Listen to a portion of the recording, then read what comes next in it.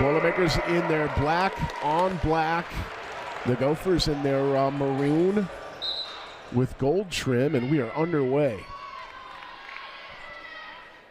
It's a kind of a feeling out process here at the beginning.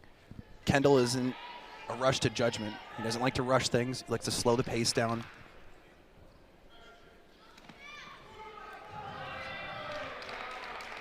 These two have a bit of history. Lee won their only matchup in a 3-2 decision last year.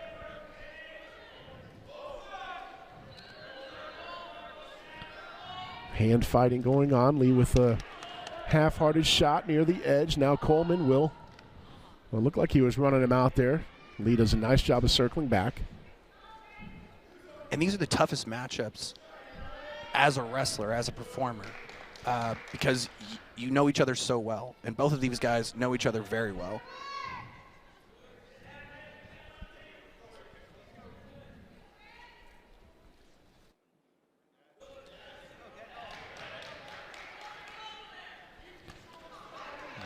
See both men comfortable wrestling from their knees. We've seen that a lot from Coleman over the last year or two. Lee has no problem wrestling from that position as well. They'll get back to the middle. Scoreless here in the first. The Minnesota coach not a fan of the call.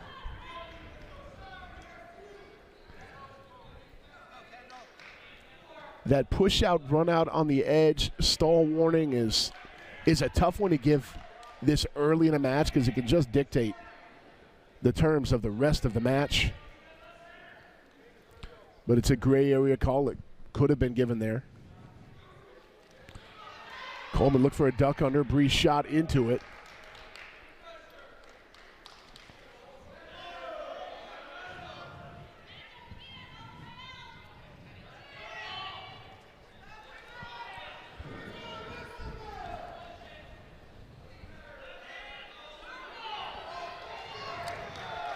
Coleman circles back toward the middle this time. Coleman's more of a lot of his offense is counter offense, and there he gets his first stall warning as Lee with another shot. Coleman sprawled out of it as he was hit with the stall call.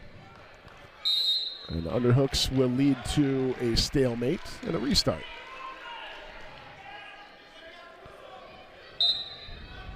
So we mentioned that that first period stall warning can really dictate the terms of a match.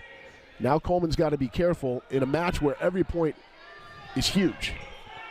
It's a really fine line, though, Corey, because like we said earlier on, both of these guys are working so hard to read the other guy and see what they're going to do to try to counter that. Lee keeps pushing forward. And sometimes you just get caught in that stall. And, I mean, you're not trying to stall, and it's not an intentional stall. It's just you get caught with your hand in the cookie jar. Another tough shot by Lee. Coleman circles around, nearly had a knee, and out of bounds they go. You saw a great example there of a good attack by Lee and a good counter by Coleman. We reach the end of the first, and it will be Kendall Coleman. Choice, he goes bottom to start the second. Chooses not to defer. He takes his choice.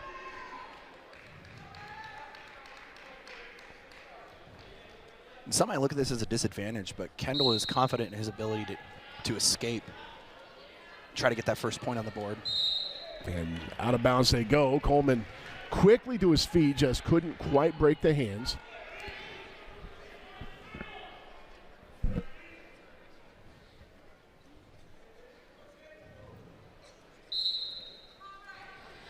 Once again up and turns back in for the first point of the match.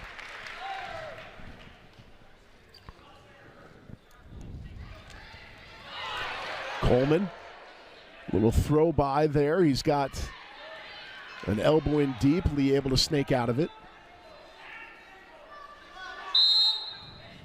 And on the edge they go once again.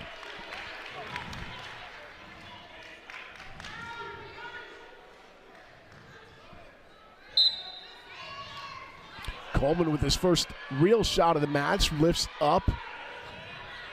Looking for a trip, nothing doing there. Good defense by Lee, strong defense It was, and Kendall reached for those legs, both of them. He couldn't get the other arm around.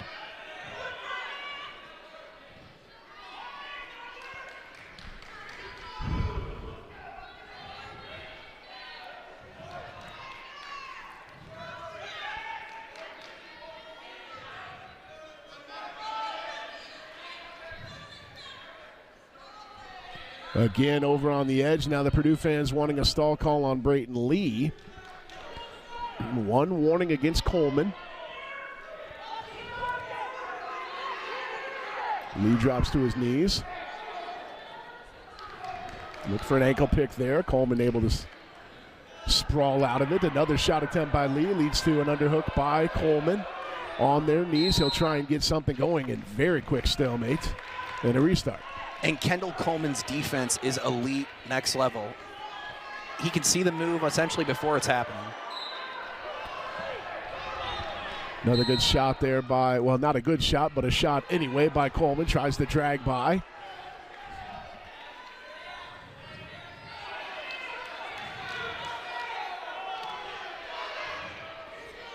Tough shot by Lee, defended by Coleman as we come 10 seconds left now in the second. Lee with a shot near the edge and another stall warning on Kendall Coleman will even things up at 1-1. That was a tough spot by Coleman once again. They're on the edge. Lee shoots him off the mat. Coleman in his sprawling defense looks like he's fleeing, and that's a second stall. That's why the first one mattered so much. It's a tough call, Corey, but Kendall is the athlete that's retreating. It's a slight movement, but Kendall is backing up. Now Lee will have the choice to start the third.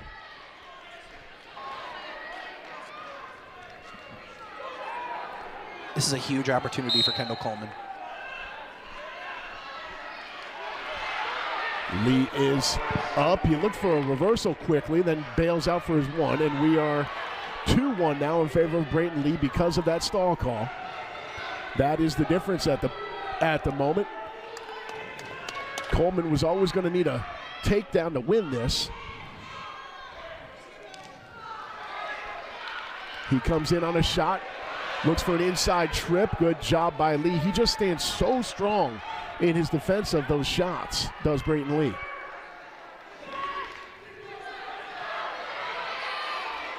Lee now with a front headlock. Coleman gets up, 1:15 left.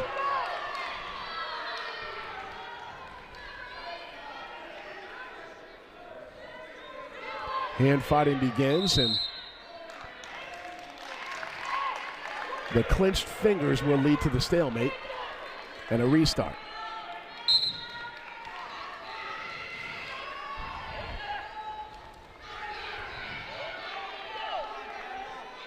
Brayton Lee tried to throw by there and saw Coleman stand strong. Under a minute to go. Still looking for the first takedown of the match. 2 escapes and a stall call are the extent of our scoring. Coleman with a duck under. 30 seconds. Kendall's going to have to make a choice here really quickly, Corey.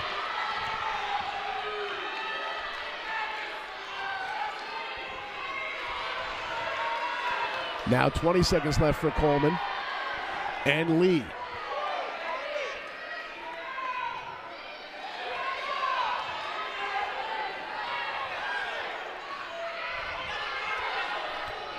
Coleman goes for the low ankle pick. Lee sprawls out of it. And that will do it. Brayton Lee with the decision, 2-1. The stall called the difference, and he flexes to his very large fan section here. Brayton Lee from just under an hour down the road, and it looks like a good portion of the Brownsburg town showed up to support their guy. He gets the win, 2-1, and the Gophers go up 3-0. Had an entire career at Navy and is decided to wrestle with the Boilermakers while he's here at Purdue working on a PhD. Finds his way into the Boilermaker lineup and now finds his way against Steveson. David, meet Goliath. It's been marked on the calendar for a while. Corey, here we go. Here it is. Steveson undefeated on the year, 8-0. A pin of Luke Luffman on Friday night. He goes immediately to work, just powering through Woulfe there for a takedown. Steveson now looking for a tilt. The referee very out of position and cost probably Steveson a couple back points there. He does give him 2. Steveson's strength cannot be underscored. Another takedown for Steveson.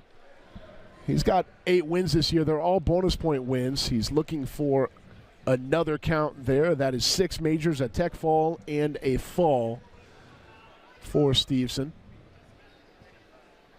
Hasn't lost since his true freshman year 3 seasons ago, and now he gets the tilt on Woulfe. Woulfe does a nice job rolling through it. Steveson has the half ready to go, and he will run that. Knee to the face. Woulfe doing a good job keeping his blades off the mat. Steveson now hems that up and gets a 4 count. Now he will look for the fall. Woulfe looks to peel the fingers and gets back to his chest. 10-1 in favor of Gable Steveson. We've been wrestling for 1 minute and 15 seconds. Now Steveson goes through the Rolodex, decides what he wants to try. He's got a tight waist. And now Woulfe will try and build his base up. Steveson, another turn. 2 count. Michael Woulfe is doing all he can to keep his shoulders off the mat. Every time Gable tilts him over, try to get the pin, Woulfe is using anything and everything in his power to get the shoulders up. 12-1. And in a duel where every point matters, not getting pinned would be a huge thing for the Boilermakers and Michael Woulfe, quite frankly. You have to take your wins where you can get them, Corey. Rolls through another exposure there, so it's the score remains 12-1. Steveson, well, I guess it was a 2 count. Okay, so he just hadn't broken the hold yet. Finally does. It's 14-1. Woulfe looking to build his base. Steveson buries the head. And now he will cut Michael Woulfe 14-2. Nice duck under there by Steveson to a high crotch, and the takedown, 16-2 and a tilt. No count. Woulfe back to his belly as he looks to get out of the first period. Steveson with 2 minutes and 35 seconds of riding time here in the first. And it cannot be underscored, the strength of Gable Steveson. He is a large man, but the strength is his key. The strength and the compact build. He uses his low center of gravity. There's a great look at a return there by Steveson.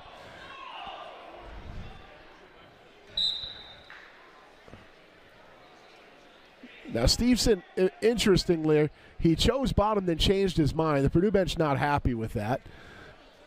Woulfe has a body lock looking to throw Steveson. Wow. Steveson now with a duck under. Woulfe fends that off as well. Michael Woulfe. Steveson jumps over him. There's the takedown, and that will do it. 18-2. Gable Steveson with the tech fall here of Michael Woulfe, and he gets a nice round of applause from this crowd. First bonus point win of the meet. And here we go, 125 pounds, another great matchup here. Patrick McKee for the Gophers, Devin Schroeder for the Boilermakers, looking for a lot of action out of these two. McKee 15-4 on the year, placed 3rd at NCAA's last season. A 2-time qualifier. Schroeder, a 3-time NCAA qualifier, 2-time Big Ten runner-up. These two 1-1 all time. Amazing in this. As long as they've both been wrestling, they've only wrestled twice. This is another one of those matchups that you could potentially see later on in the Big Tens, possibly towards the finals. Schroeder got the tech fall 2 years ago right here in Holloway Gym. McKee got the decision last year out in Piscataway.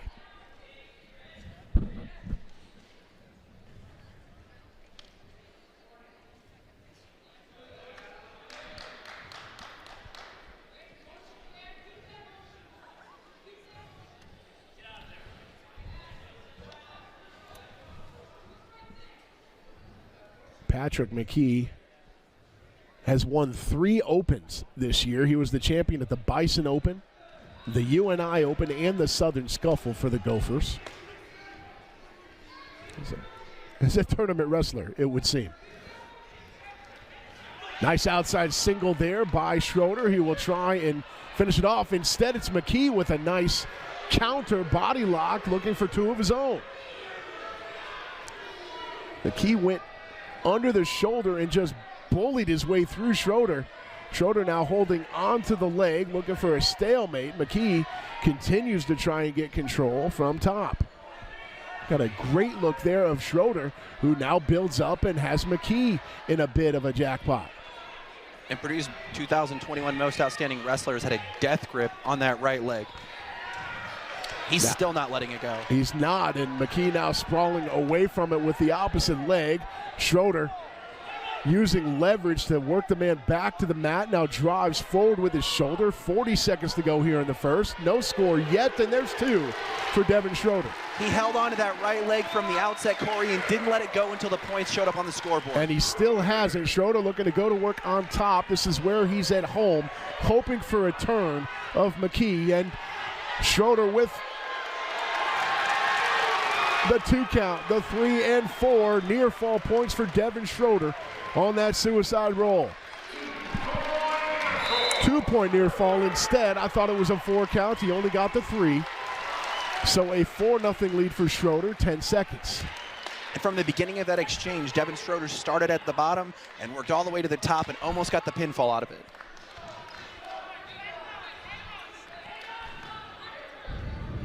"25 seconds of riding time on top of everything else." That was a really great shot by Schroeder and a study in tenacity and not giving up after McKee did everything he could to not give the takedown. He looks for a roll through and trying for the reversal on short time. Schroeder hanging on for dear life and will make it to the end of the first. A great move by McKee to try and get his own points. And that first period was move, counter move, the whole round. Interesting choice by McKee after Schroeder deferred. McKee takes bottom. You don't see guys do that with Devin Schroeder very often. But do you think with the 4-0 deficit that he's facing, he wants to get those extra points? I think that probably plays into it, but he's already been turned once, and he is playing right into Devin Schroeder's wheelhouse. He also nearly had a reversal right at the end of the first. Sit out switch there by McKee, and there's 2 on the reverse.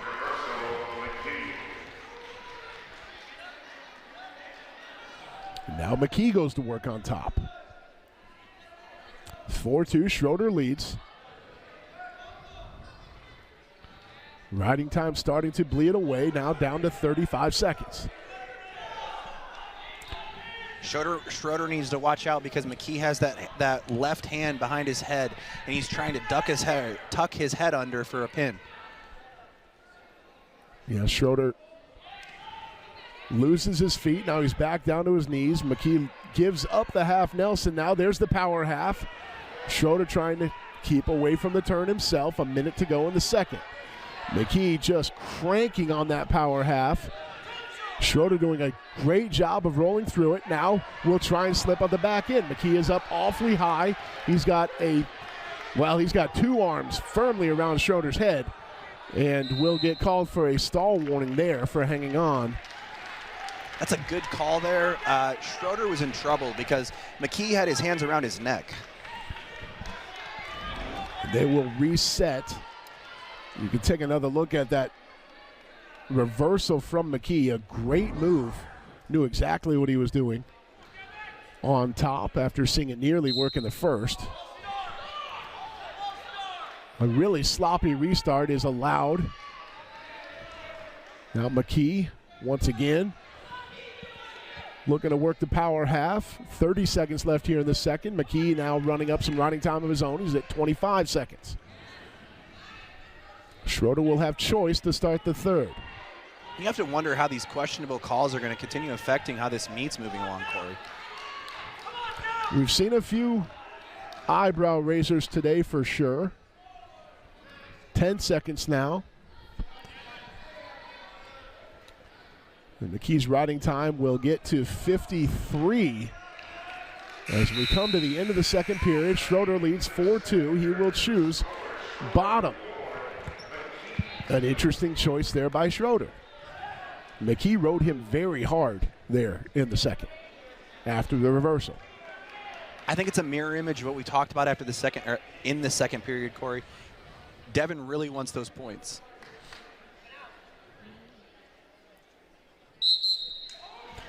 There's a caution on McKee. That gets a round of applause from the home crowd, who frankly wanted it the last time too.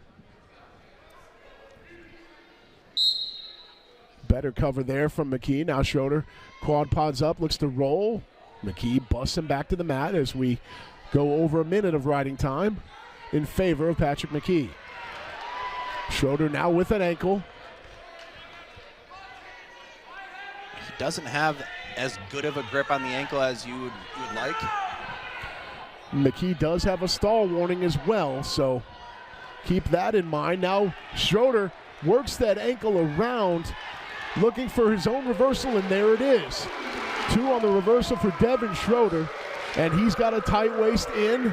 Will try and go to work on top. Instead, McKee to his feet. Now Schroeder drops to an ankle and will get a count. 1:15 left in the third. He gets off the ankle just in time to avoid the stall warning. Schroeder does a good job of keeping his hips clear as McKee to his feet over on the edge, and will get the 1-point escape on the edge, I think appropriately so, as they are right in front of the scorer's table. 6-3 neutral as they come back to the middle with a minute to go.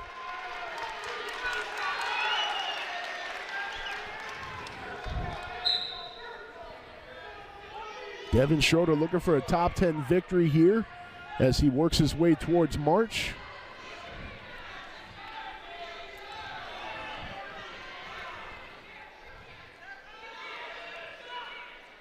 The Purdue coaching staff over on the side of the mat, standing up, living in the moment with Devin Schroeder. He's got a beautiful inside trip there by McKee. Somehow Schroeder stayed out of trouble as he immediately drops to the ankle, now lifts. 25 seconds left. Schroeder trying to get some points here. Schroeder has that left leg trapped.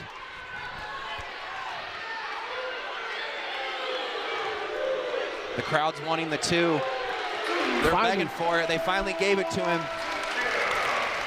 So another takedown by Schroeder, and he will take the decision here at 125 pounds. A great win for the super senior from Grand Rapids, Michigan. 8-3 in favor of Devin Schroeder here on Senior Day. I got to be completely honest with you, Corey. When these two meet again, I want to be there. There was some animosity there at the end, and the handshake and the response to the crowd.